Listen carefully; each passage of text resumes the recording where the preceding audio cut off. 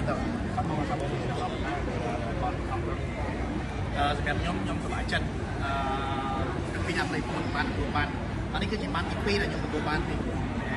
បាទលើកទី1ហើយនេះគឺការចេញបានទី3បានស្រួលហើយឃើញថាថ្ងៃនេះគឺចេញជាង2000បានជាងបាទហើយ3ថ្ងៃពេញ7ពេញ8ពេញ9អញ្ចឹងសម្រាប់ខ្ញុំផ្ទាល់ក៏ជាអតិថិជនម្នាក់ដែរក៏ជាប្រជាពលរដ្ឋម្នាក់ដែលកំពុងតែរងចាំឥឡូវនេះយើងសប្បាយចិត្តទាំងអស់គ្នាហើយមានការក្រោយបងប្អូននេះគឺច្រើនមែនទែនដែលបងប្អូនដែលគាត់មកក្រសួងដែនដីដើម្បីទទួលបានប្លង់ហើយខ្ញុំជឿជាក់លើក្រសួងហើយក្រសួងគាត់ធ្វើការងារឲ្យច្បាស់លាស់សម្បីតែក្រុមការងារយើងបន្តពេលនេះគាត់ជួយយើងរយៈតាមលេខរៀងតាមលំដាប់ថ្នាក់គឺគេថាចុងជ្រោយតែម្ដងអញ្ចឹងវាអត់ជាការបារម្ភសម្រាប់ខ្ញុំទេបាទឲ្យតែក្រសួងមហាមន្តថាគាត់ចេញក្នុងការជួយដល់ប្រជាពលរដ្ឋខ្ញុំជឿជាក់ហ្មងបាទ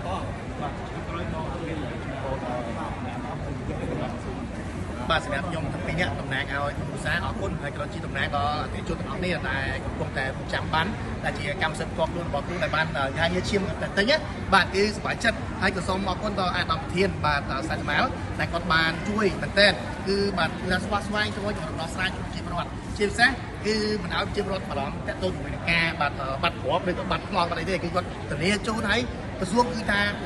ចោះជួយតែម្ដងបាទជាពិសេសរយៈពេលគឺអាចនិយាយបានថាវាយូរបន្តិចមែនដោយសារតែការងារគឺអាចធ្វើពេលទៅ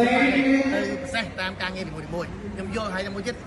គាត់នៅតែផ្សះស្វែងបន្តទៀតដល់ការអតិថិជនអញ្ចឹងបាច់បារម្ភទេ